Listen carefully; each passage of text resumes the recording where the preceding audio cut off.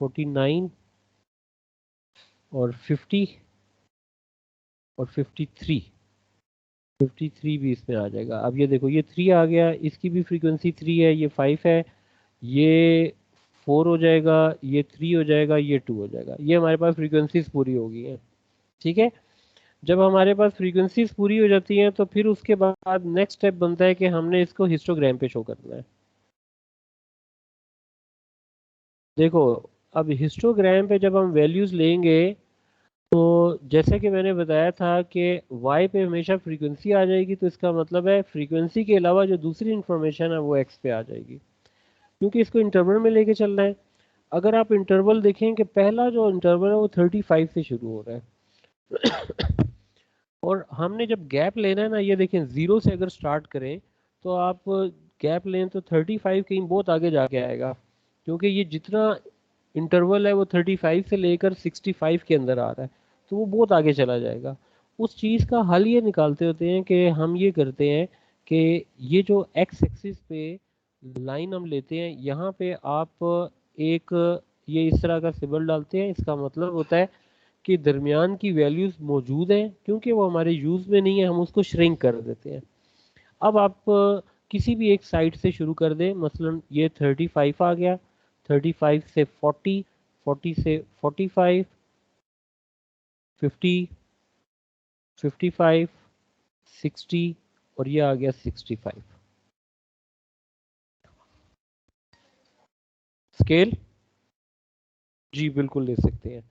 अच्छा, अब इसके अंदर देखें कि आप हर क्लास के अंदर चेक करें, 35 से 40 में कितना गैप है, फिर 40 से 45, 45 से 50, यानी सारे इंटरवल में 5 का गैप है। जब 5 का गैप आता है ना, इसको हम बोलते हैं कि ये सेम गैप है। उसका हिस्टोग्राम सबसे आसान होता है, आपने एज इट इज उसके ग्राफ को प्लॉट कर देना है।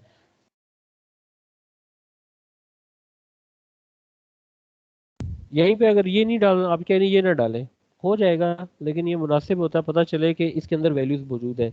0 और 35 के दरमियान जितने नंबर्स हैं वो मौजूद है। ठीक है। अच्छा, अब थर्ड यहाँ पे नहीं लेंगे क्योंकि क्लास इंटरवल सेम है। जब क्लास इंटरवल सेम होते हैं तो वहाँ पे हम नहीं लेते हैं।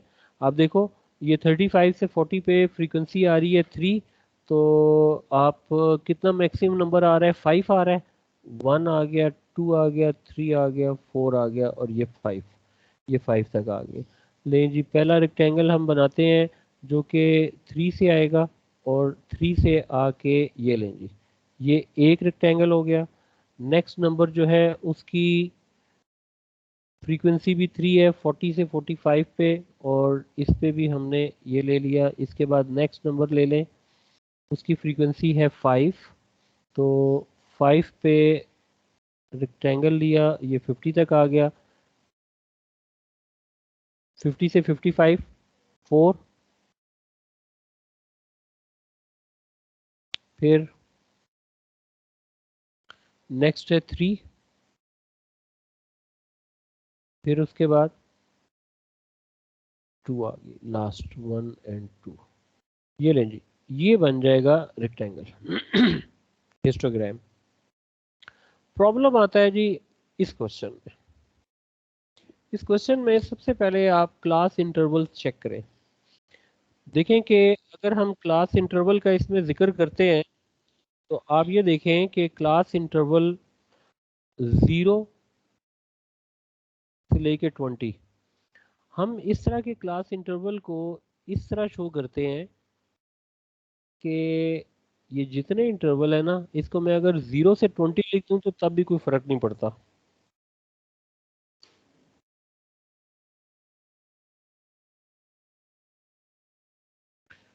ये देखें, इसको अगर मैं 0 से 20 लिख दूं तो इसका मतलब है 0 से 20 के नंबर है, क्योंकि टैली तो बनाना नहीं है, फ्रीक्वेंसी साथ दी हुई है। अच्छा, फिर नेक्स्ट जो इंटरवल है वो आ रहा है 20 से 30 पे। उससे नेक्स्ट इंटरवल जो है वो आ रहा है 30 से 40। फिर क्या आ गया, 40 से 50। फिर कितना आ गया, 50 से 70, 50 से 70, और फिर उसके बाद आ गया 70 से 100। और इसकी जो फ्रीक्वेंसीज है 4, 12, 14, 11, 8 एंड 6, ये आ गई इसकी फ्रीक्वेंसीज आ गई। ठीक है जी, ये हमने इसमें ले लिया। अब आप ये देखो कि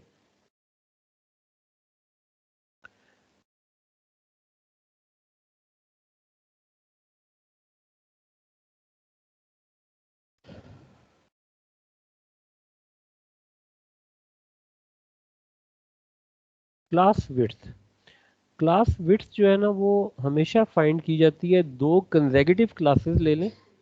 ये देखें, ये दो कंसेक्यूटिव क्लासेस, कोई सी दो कंसेक्यूटिव क्लासेस लें, उनकी लोअर लिमिट का डिफरेंस चेक कर लें। ठीक है, अब आप ये देखो, अगर आप ये दो क्लासेस लेते हैं, इन दो क्लासेस को चेक करें, फिर इन दो क्लासेस को चेक करें, आप देखेंगे हर क्लास में क्लास विड्थ डिफरेंट है। पूरे के पूरे क्लास इंटरवल में किसी एक में भी क्लास विड्थ चेंज हो जाए, किसी एक में भी, तो आपको मेथड चेंज करना पड़ता है, जिसे हम बोलते हैं फ्रीक्वेंसी डेंसिटी का मेथड लगाना पड़ता है। तो ये क्लास विड्थ आ गई। अब देखें क्लास विड्थ को सबसे पहले हमने यहाँ पे क्लास विड्थ सारी की सारी मेंशन करनी है, और वो मैंने आपको उसका तरीका बता दिया है। देखें 0 और 20 पे कितना गैप आ रहा है, तो ये आ गया 20। फिर 20 और 30 में, 10 का 30 एंड 40 में, फिर 40 और 50 में, 50 और 70 में, 20। अब 70 ये लास्ट नंबर से हो जाएगा तो ये 30 आ जाएगा। तो यहाँ से हमें पता चल गया कि क्लास विड्थ जितनी है वो सारी की सारी डिफरेंट है। जब क्लास विड्थ डिफरेंट हो जाएगी तो फिर आप यहाँ पे फाइंड करेंगे फ्रीक्वेंसी डेंसिटी। अब फ्रीक्वेंसी डेंसिटी का फार्मूला ये होता है कि जो गिवन फ्रीक्वेंसी होगी उसको आपने क्लास विड्थ से डिवाइड कर देना है। ठीक है, ये देखो, ये याद रखना है। फ्रीक्वेंसी डेंसिटी क्या होती है हीरा बेटा? Frequency density is equal to frequency divided by class width. ये क्लास विड्थ से डिवाइड हो जाएगी। अब आप इसको डिवाइड करते जाएं, 4 divided by 50, 12 divided by 10, 14 divided by 10, 11 divided by 10, 8 divided by 20 and 6 divided by 30। ले जी, ये आ गया जी हमारे पास है, इसकी फ्रीक्वेंसी डेंसिटी आ गई। अब आप फ्रीक्वेंसी डेंसिटी को डिवाइड करें, कितना आंसर आता है? 0.2 है। Next, this is 1.2, 1.4, 1.1, this is 0.4, this is 1/5.2, ये आ गया 0.2। आपने इन सारी इंफॉर्मेशन को ना प्लॉट करना है हिस्टोग्राम पे।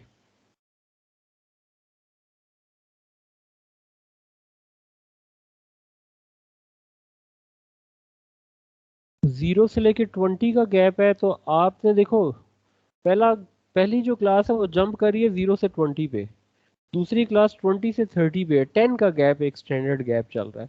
तो आपने यहाँ पे भी 10 के गैप से लेना है। हम ये नहीं करेंगे कि 0 से स्टार्ट करें और यहाँ पे पहले नंबर पे 20 डाल दें। ठीक है, गैप 10 का चलेगा, 0 से 20 आ गया, फिर 30, 40, 50, 60, 70, 80, 90 एंड 100। ये आपके पास क्लास बाउंड्री सारी की सारी यहाँ पे आ जाएंगी। अब यहाँ पे आप लिखेंगे कि ये फ्रीक्वेंसी डेंसिटी है, एफ डी फ्रीक्वेंसी डेंसिटी की वैल्यू है, क्योंकि अब ये फ्रीक्वेंसी शो नहीं होगी। पूरे स्टैटिस्टिक्स में जब भी फ्रीक्वेंसी को चेंज करते हैं ना तो हमेशा नई फ्रीक्वेंसी यूज होती है। जैसे आप यहाँ पे चेंज कर रहे हैं, देखो ओरिजिनल फ्रीक्वेंसी ये है, आप चेंज करके उसे डेंसिटी में कन्वर्ट कर दिया, तो इसका मतलब है इंटरवल वही रहेंगे लेकिन डेंसिटीज यूज होंगी अब। ठीक, अब ये डेंसिटी में मैक्सिमम वैल्यू आ रही है जी, अच्छा जी, 0.2, 0.4, 0.6, 0.8 एंड 1, 1.2, 1.4, 1.6। तो तकरीबन इसमें सारे पूरे आ रहे हैं। ठीक हो गया जी, ये सारी की सारी वैल्यूज आ गई। अब पहली जो क्लास है वो है 0 से 20, उसकी जो डेंसिटी है वो 0.2 है। आप ये देखिएगा कि इसमें 0.2 से जब हम लेंगे तो ये देखें, अब ये रेक्टेंगल की विड्थ ज़्यादा है, लेकिन जो नेक्स्ट रेक्टेंगल बनेगा उसकी विड्थ चेक करें, 20 से 30 पे 1.2 है, ये 0.2 पे है। अच्छा चले मैं इसको आगे सेट कर लेता हूँ, ये आगे क्या है 1.2 है।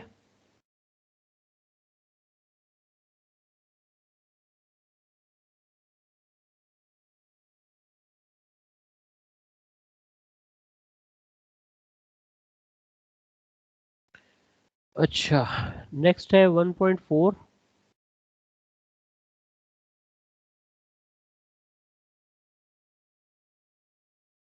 फिर 1.1,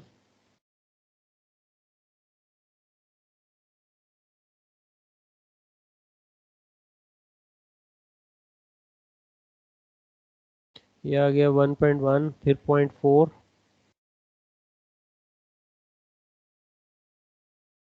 0.4 भी 20 के गैप 50 से 70 तक है, और फिर लास्ट में कितना आ गया 0.2 है, और 0.2 पे ये 100 आ गया। देखा जी, अब ये क्लास विड्थ आप सारी चेक कर लें कि ये डिफरेंट चल रही है। ठीक हो गया। अच्छा ये था हमारे पास इस क्वेश्चन के करने का एक मेथड। अब हम इसके सेकंड मेथड पे आते हैं। तो सेकंड मेथड पे जब आप लिखेंगे, तो मैं सेकंड मेथड भी इसलिए बता रहा हूँ क्योंकि बाज़ औक़ात वो क्वेश्चन में इंफॉर्मेशन ऐसे देता है कि आप बाउंड हो जाते हैं कि आप फ्रीक्वेंसी डेंसिटी के अलावा कोई और मेथड लगाएं। ये क्वेश्चन के ऊपर डिपेंड करता है। देखो 0 से 20, 20 से 30,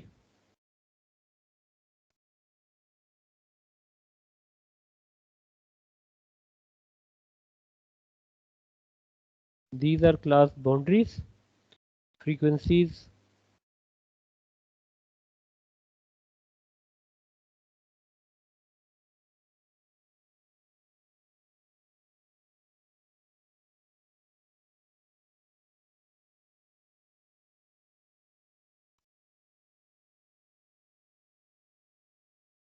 अब क्लास फिट्स ले लें, यानी बिल्कुल उसी तरह जैसे पहले आप क्लास फिट्स ले रहे थे, 20 आ गया, 10 आ गया, फिर 10, फिर 10, 20 और 30। क्लास विड्थ को ना आपने स्टैंडर्ड्स में कन्वर्ट करना है, यानी जैसे आप स्केलिंग नहीं करते, स्केल करते हैं, ये स्केल आपने बनाना है। स्केल कैसे किया जाता है, आपने क्लास विड्थ के अंदर जितने नंबर हैं उनमें से एक ऐसा नंबर लेना है जिसका टेबल सब पे जा रहा हो। 2 का टेबल जा रहा है, थोड़ा और बड़ा करें, 5 का टेबल जा रहा है और बड़ा करें, 10 का टेबल। अब 10 का टेबल लें, 10 टू ज़ा 10 1 1, 10 2, 10 3। हम 20 भी ले सकते हैं, क्योंकि 20 का 1 आया, इस पे 0.5 आ जाएगा, ले सकते हैं। लेकिन कोशिश आप यही करें कि ऐसा स्टैंडर्ड लें जिसका टेबल इजीली सारों पे जा रहा हो। ठीक है, तो आप इसको ये लेंगे कि अब ये क्लास विड्थ को इक्वल टू स्टैंडर्ड्स आपने स्टैंडर्ड में कन्वर्ट करना है। ठीक है, तो मैं अब इसको यहाँ पे मेंशन कर देता हूँ कि हमने ये किया है कि जो 10 यूनिट है this is equal to 1 standard आ गया। तो इसका मतलब है ये 2 स्टैंडर्ड हो जाएगा, 2 एसटीडी, ये आ जाएगा 1 स्टैंडर्ड, 1 स्टैंडर्ड। हम बेटा स्केल कर लेते हैं, क्योंकि आप ये देखो ना कि अगर हम जैसे पिछला क्वेश्चन था उसमें कोई हमने स्टैंडर्ड्स नहीं बनाए, हमने उसको डायरेक्ट अप्लाई किया, डायरेक्ट वो बन गया है। ये दूसरा मेथड है, बाज़ का वो क्वेश्चन के अंदर बाउंड कर देता है, वो इन्फॉर्मेशन ऐसी देता है कि उसने स्टैंडर्ड से डेंसिटी निकाली होती है, तो इस वजह से हमें प्रॉब्लम होती है। तो इसलिए आपको स्टैंडर्ड वाला मेथड भी सीखना है। स्टैंडर्ड आपने देखो, ये जो क्लास विड्थ है इसको देखना है। क्लास विड्थ में आपने देखना है ऐसा नंबर का टेबल सब पे जा रहा हो, इवन कि 2 का भी जा रहा है, 5 का भी जा रहा है। कोशिश ये करें ऐसा नंबर ले जो होल नंबर में लाए और बड़े से बड़ा हो। मतलब 10 का टेबल है, 10 2, 10 1, 10 2, 10 3, ये 10 के स्टैंडर्ड से ये वाला इजीली स्टैंडर्ड बन रहे हैं। ठीक है, ये कितना बन जाएगा, 2 स्टैंडर्ड आ गया, और इसी तरीके से ये आ जाएगा 3 स्टैंडर्ड। अब ये जो फ्रीक्वेंसी डेंसिटी होती है ना, इस क्वेश्चन में फ्रीक्वेंसी डेंसिटी को हम बोलते हैं हाइट ऑफ रेक्टेंगल्स, यानी ये रेक्टेंगल की हाइट है। और रेक्टेंगल की हाइट का तरीका अब क्या है, आपने ये करना है कि फ्रीक्वेंसी को डिवाइड कर देना है स्टैंडर्ड्स के साथ। पहले हम फ्रीक्वेंसी को किससे डिवाइड करते थे, क्लास विड्थ से डायरेक्ट। ये देखो ये लिखा हुआ है frequency divide by class width है। अब क्या है, फ्रीक्वेंसी डिवाइडेड बाई स्टैंडर्ड्स है, तो स्टैंडर्ड से डिवाइड कर दें आप, तो ये क्या बन जाना है 4 डिवाइडेड बाई 2, तो इसका आंसर 2 आ रहा है। इसी तरह 10 divided by 1, 12 divided by 1, 14 divided by 1,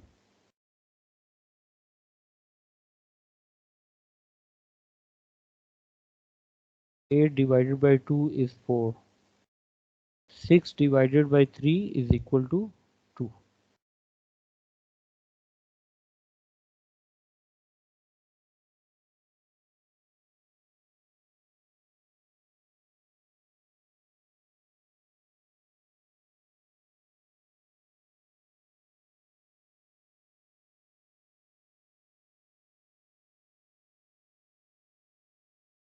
नहीं, ठीक होगा, वो भी सही है। आप 5 भी ले लें, कोई इशू वाली बात नहीं है, 5 भी लिया जा सकता है। सिर्फ फ़र्क इतना पड़ेगा, ये जो आपने फ्रीक्वेंसी डेंसिटीज निकाली है थोड़ी बड़ी आ जाएंगी। आप देखिएगा, मैं अगर ग्राफ इसका प्लॉट कर लूँ हिस्टोग्राम का, और आप फ्रीक्वेंसी डेंसिटी और इन दोनों में फ़र्क दिखेगा कि इसमें बेसिकली डिफरेंस क्या पड़ रहा है। अब देखें कि जैसे कि हमने पिछले क्वेश्चन में लिखा था फ्रीक्वेंसी डेंसिटी, आप इसमें भी फ्रीक्वेंसी डेंसिटी लिख सकते हैं, लेकिन आपको ये पता होना चाहिए कि ये स्पेशली हाइट ऑफ रेक्टेंगल्स को शो कर रहा है।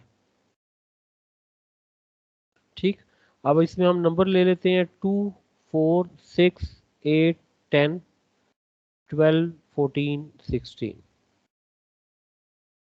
ओके, अब वही वैल्यूज आ जाएंगी 10, 20, 30, 40, 50, 60, 70, 80, 90 एंड 100। पहला रेक्टेंगल जो है उसकी फ्रीक्वेंसी आ रही थी 2, तो ये ले लीजिए। फिर दूसरा रेक्टेंगल है, उसकी फ्रीक्वेंसी कितनी आ रही है 12, ये ले। फिर कितनी आ रही है जी 14 आ गई।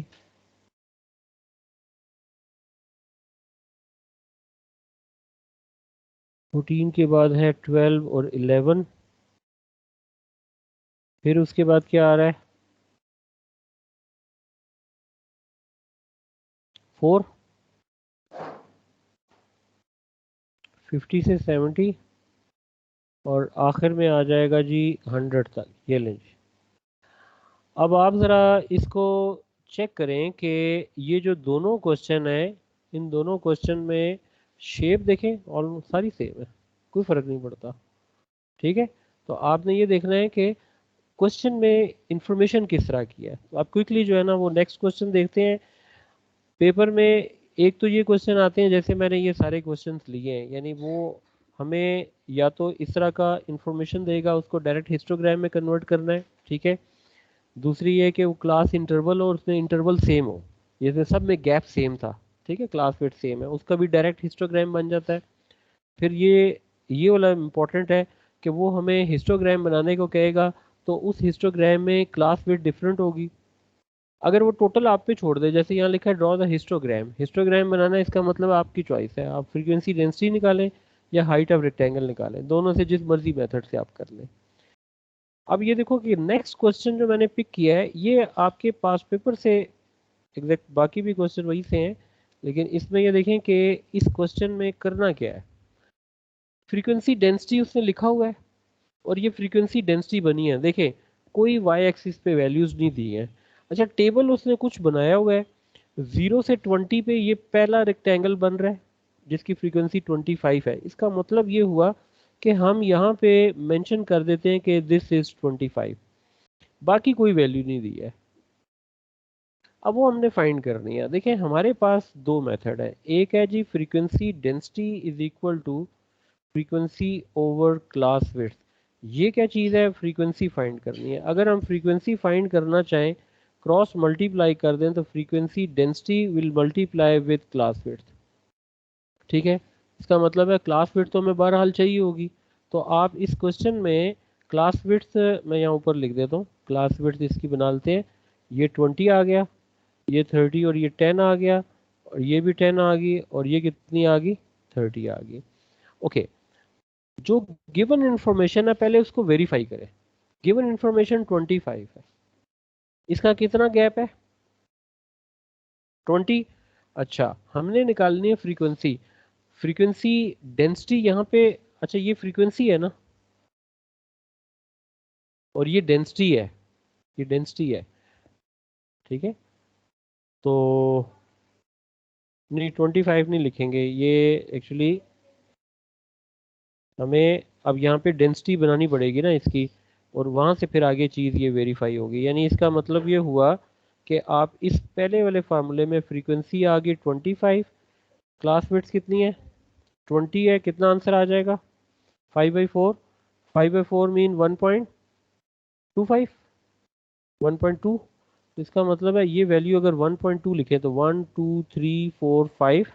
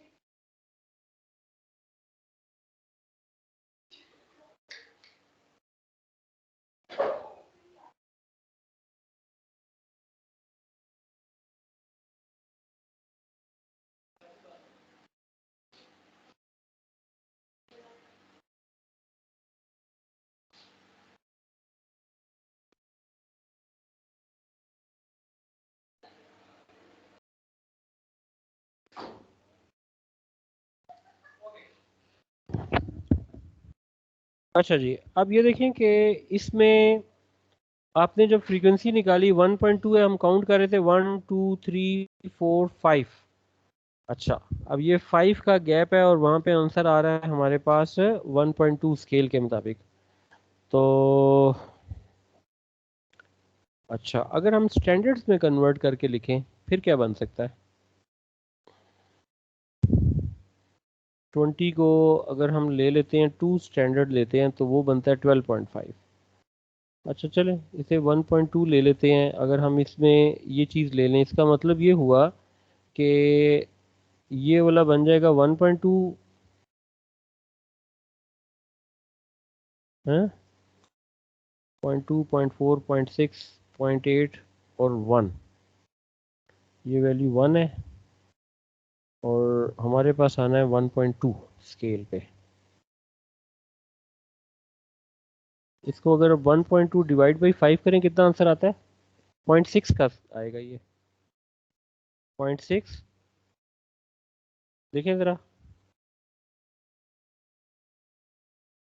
1.2 करें डिवाइड बाई कितने ब्लॉक्स हैं, 5.24 आता है, 0.24 का गैप है। इसका मतलब है ये 1.2 आ रहा है।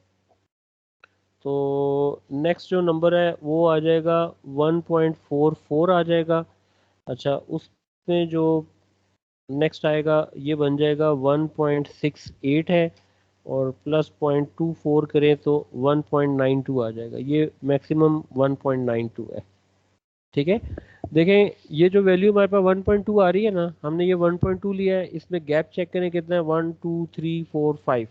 यानी स्केल है 1.2 का, डिवाइड बाई 5 ब्लॉक्स है, डिवाइड किया तो ये 0.24 आ रहा है। अब ये जो 0.24 की वैल्यू आ रही है, 0.24, तो ये 0.24 के मुताबिक मैंने बाकी स्केल कंप्लीट कर लिया। इसका मतलब ये हुआ कि ये टेबल है डेंसिटी का, हमने फाइंड करनी है फ्रीक्वेंसी। अगर हम ये फार्मूला लेते हैं, frequency is equal to frequency density into class width. अब देखो, ये जो डेंसिटी है इस नेक्स्ट क्लास की वो आ रही है 1.92, और नेक्स्ट जो क्लास में विड्थ आ रही है वो कितनी आ रही है, ठीक है। 10 से मल्टीप्लाई करेंगे कितना बन जाएगा, 19.2। तो p की वैल्यू आ रही है 19.2। इसमें ये ग्राफ बनाते हुए थोड़ी सी गड़बड़ है, लेकिन बहरहाल मेथड आप चेक कर लें। अच्छा, इसी तरीके से अब ये नेक्स्ट ले लें, ये कितना बन रहा है, 0.8। तो फ्रीक्वेंसी निकालनी है, फ्रीक्वेंसी ये वाली वैल्यू आ गई p की, ये है 0.8 इंटू कितनी बिट्स है 10, तो ये 8 आंसर आ गया, q की वैल्यू 8 आ गई। इसी तरह r फाइंड करें, r फ्रीक्वेंसी है, इसकी वैल्यू आ रही है 0.4 इंटू 10 कर दें इंटू 30 कर दें, कितना आता है जी,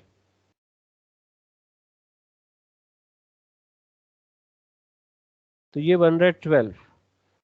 ठीक हो गया जी। इस तरीके से हमने इस काम को कंप्लीट करना होता है। आप मोबाइल के साथ कर रही हैं, दिखाओ जरा, सामने करें, गाने सुन रही हैं।